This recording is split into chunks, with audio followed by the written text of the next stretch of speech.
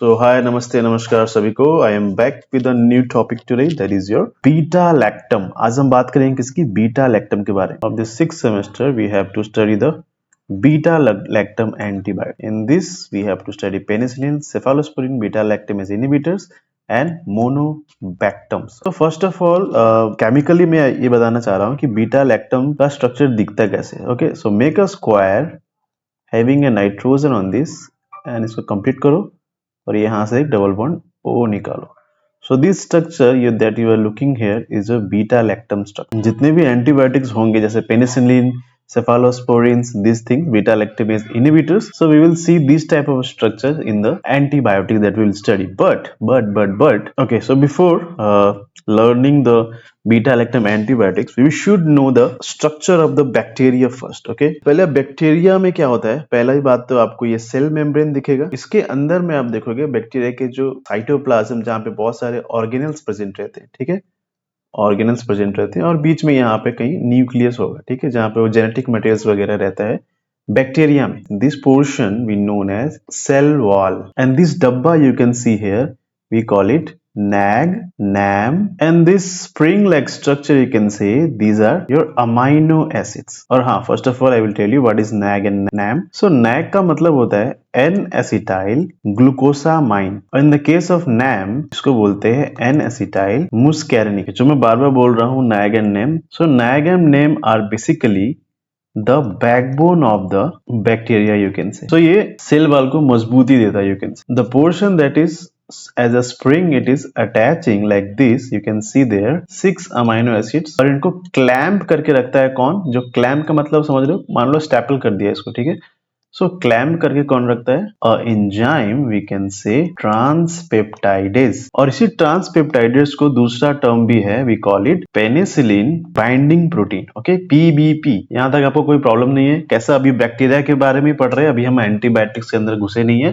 सो पहले mechanism of action समझने के लिए हमको बायोलॉजी में, किसका बायोलॉजी, बैक्टीरिया का बायोलॉजी जो चल रहा है उसको हमको पढ़ना बहुत जरूरी है. ओके, सो हम पहले जानेंगे, जैसे ये हमारा क्लैम था ना, क्लैम जो मैंने बोला आपको कि ट्रांसपेप्टाइडेस. ठीक है, दिस इज योर ट्रांसपेप्टाइडेस. तो हमारा जो भी एंटीबायोटिक्स होते हैं, एंटीबायोटिक्स, ओके, वो क्या करते हैं, इसी के बीच में जाके इंसर्ट हो जाता है. This is your antibiotics. ये जब इंसर्ट हो जाएगा तो ये जितने भी क्लैम्प कर रहा था ना, अमाइनो एसिड को जोड़ के रख रहा था, वो जुड़ना बंद हो जाएगा और लास्टली क्या होगा, सेल वॉल को जो बिल्डिंग ब्लॉक है वो बनेगा ही नहीं अच्छे से. सो बैक्टीरिया इससे किल होगा. किल कैसे होगा, जो ये समझ लो तुम्हारा सेल है, सेल वॉल है, ये सेल मेम्ब्रेन है बैक्टीरिया के अंदर में.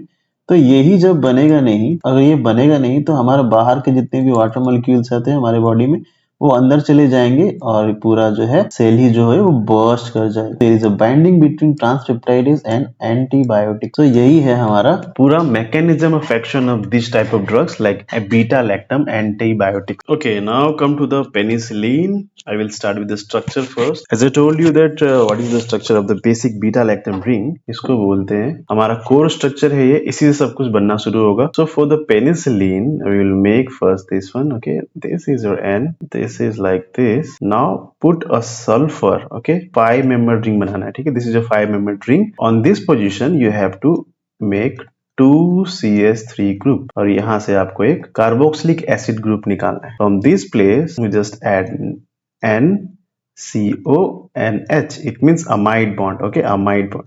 और यहाँ पे कुछ भी ऐड करोगे तो पेनिसिलिन का डिफरेंट स्ट्रक्चर दिखना शुरू हो जाएगा. ठीक है, कभी बेंजाइल लगा सकते हो, कभी नॉर्मल भी रहता है. Okay, so this is the structure of your penicillin. To look for the mechanism of action of this penicillin, it inhibits the cell wall synthesis. ये सेल वॉल को बनने नहीं देता. जैसे मैंने आपको बताया ना, कैसे बाइंड करता है ये पीबीपी को जाके बाइंड कर देता है, यानी कि ट्रांसपेप्टाइड जो होता है बाइंड कर जाता है. ठीक है, उस पे जाके ये बाइंड कर जाता है. फिर उससे क्या होगा कि हमारा वो सेल वॉल जो है लूज हो जाएगा. ठीक है, अच्छे से पैक नहीं हो पाएगा. उससे क्या होगा, cell wall will become weak, cell will die, bacteria cell will die. Okay, die. So this is the mechanism of action, how this penicillin is working. The common form of the penicillin G and one more penicillin V. First of all uses हमारा हो गया streptococcal infections में ये बहुत use होता है. ठीक है, अगर कोई बैक्टीरिया स्ट्रेप्टोकोकल का है तो उसमें इन्फेक्शन में यूज होता है. ठीक है, अगर आपको प्रॉब्लम है regarding skin then staphylococcal infection. On the third, respiratory problem. So most common the side effect if you talk about this drug, encounter the side effect of this penicillin, allergic reactions and the problem related to the gastrointestinal. So this is all about penicillin. Now move to the another drug, that is your cephalosporins. Okay, if you look closely of this type of drug, कुछ नहीं जैसा था, आपको पहले beta lactam बनाना है. ठीक है, beta lactam, why we are calling alpha and beta. Okay, so this position is called alpha and this position is called beta. This carbon, okay, this carbon, यहाँ से बीटा पोर्शन सब कुछ add होगा, तो यहाँ से फिर से सल्फर ऐड करो और यहाँ से क्या करो, यहाँ से एक 6 मेंबर्ड बनाने का ट्राई करो. Okay, so this is your 6 membered ring now. Okay, so on this position you put a carboxylic group, this will be a double bond here and R will be there. Okay, and from this position again, from the alpha position you will put a NHCO. Okay, then add a NHCO and this is your R. Any group can be added, so different cephalosporins you can make. So the mechanism of action will be the same. It inhibits the cell wall synthesis. Penicillin binding protein को ये inhibit करता है या फिर block करता है. ठीक है, the mechanism of action will be the same and the uses, the side effects will be the same as cephalosporin. You just have to make the, कुछ नहीं, यहाँ पे 6 membered ring था और हमारे पेनिसिलिन में क्या था, 5 membered ring था. बस यही डिफरेंस है, बाकी सब तो सेम है. Now come to the beta lactamase inhibitors. पहली बात तो हमको समझना पड़ेगा कि ये जो है, ये पार्ट जो है बीटा लैक्टमेज, ये एक एंजाइम होता है. ठीक है, और there are inhibitors that is used to block this enzyme. ये जो बीटा लैक्टमेज होता है, this is mainly produced by the bacteria. एक टर्म आपने सुना होगा, that is antibiotic resistant. So this is a type of phenomena that is, you can say, smart bacteria. Bacteria जो है वो भी स्मार्ट हो चुके हैं. जैसे पेनिसिलिन होते हैं ना, एंड तुम्हारे सेफालोस्पोरिन्स, ये क्या होता है, ये काम ही नहीं करते बैक्टीरिया पे. ठीक है, सो इसके अल्टरनेटिव में, अगर ये काम नहीं कर रहे हैं तो इसके अल्टरनेटिव में हमको बीटा लैक्टमेज एंजाइम जो है उसको ब्लॉक करना पड़ता है. ये क्या होता है, जो पेनिसिलिन सेफालोस्पोरिन्स का जो lactam ring था, okay, the lactam ring that is present on the penicillin and cephalosporins break कर देता है बहुत इजीली. बीटा लैक्टमेज ऐसा एक एंजाइम है जो ये बीटा लैक्टम के रिंग को ही तोड़ देता है.